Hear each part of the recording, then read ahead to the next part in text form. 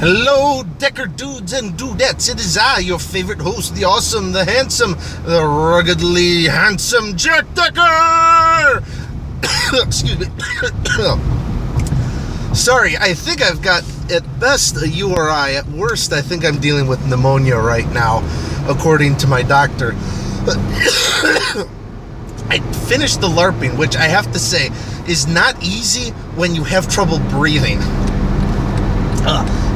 I wish I had been in slightly better shape to experience my first LARP, just because of when you're almost passing out on the field from coughing. But I have to say, for a first time doing a LARP event, it was actually quite nice. For those of you who listened to the earlier podcast, who I'm probably going to have as the setup for this podcast, but might or might not split, who knows. I was doing Amped Guard,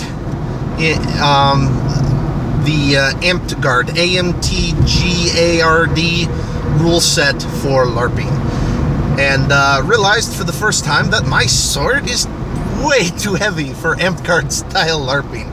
I looked online and it says use PVC piping with like a really thick pool noodle and use that to whack-a-mole everyone on the field.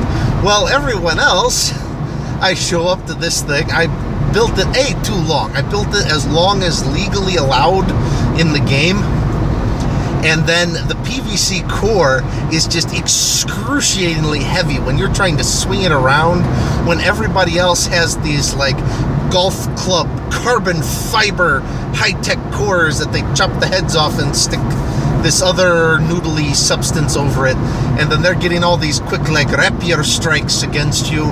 It was more like fencing than I thought it would have been. Much more like fencing than I ever thought it would have been, which was troublesome when I'm having to wield my sword two-handed, swinging it heavy around the place, dying from pneumonia, and getting the crap beaten out of me by all these expert swordsmen. But it was a fun night. I wish, though, that there had been enough people that we could have experienced the questing aspect.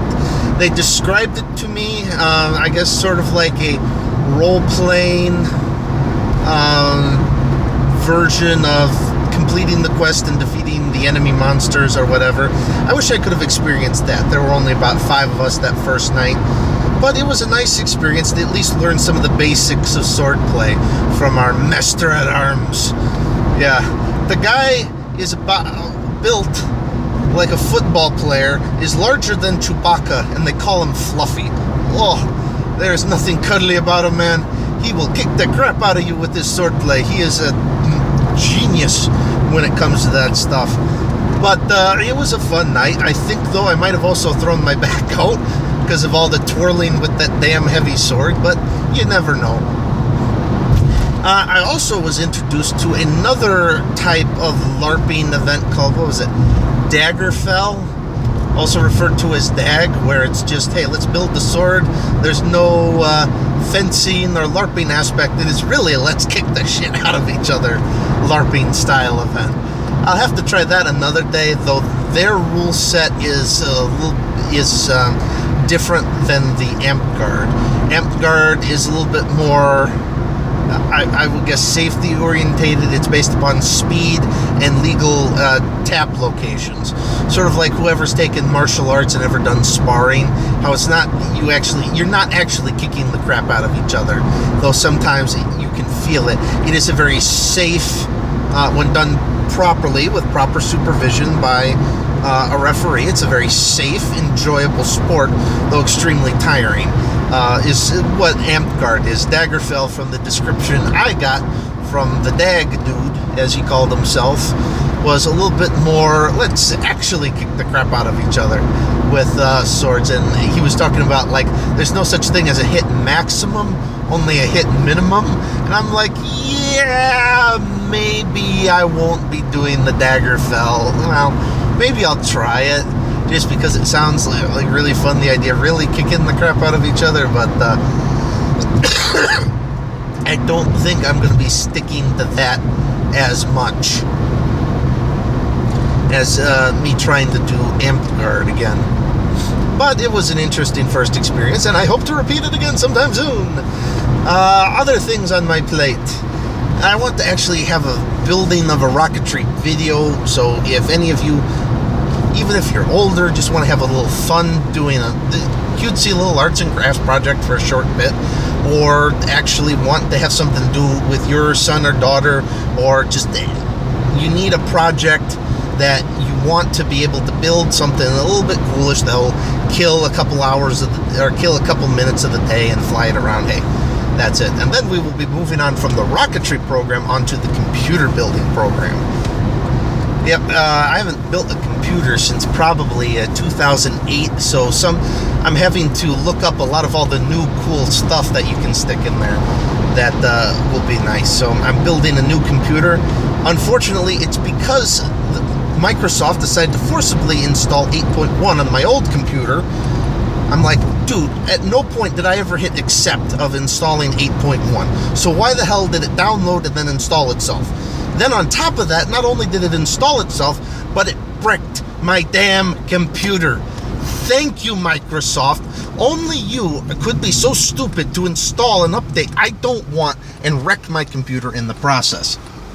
I would love to know what the hell they were thinking when they came out with that automatic update. It drove me nuts. Excuse me again.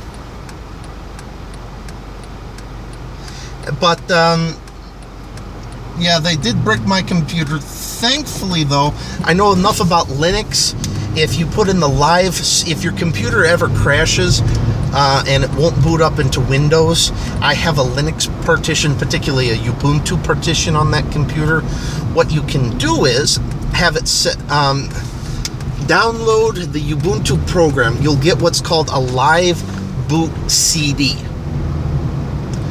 As long as you don't have anything encrypted on the Windows partition itself, which I don't because of internet security reasons. If I'm going to encrypt something, I'm going to have that on encrypted and on a removable disk drive, not actually on the computer where it can be just accessed willy-nilly through the internet. But as long as you don't have anything encrypted on there, you can stick in the live boot CD and attach an external USB hard drive. It's extremely slow, but I found you can remove most of your files.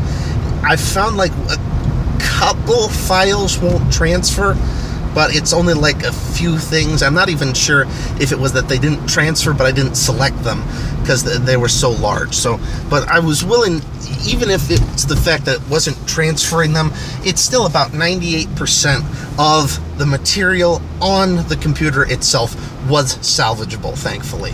So I was able to salvage it and then had to reload 8.1, and I've now been really careful about not connecting it to the internet or letting Microsoft install all of their updates because they want to prevent them from bricking my computer long enough that I can actually finish researching and buying the components necessary to build this new one.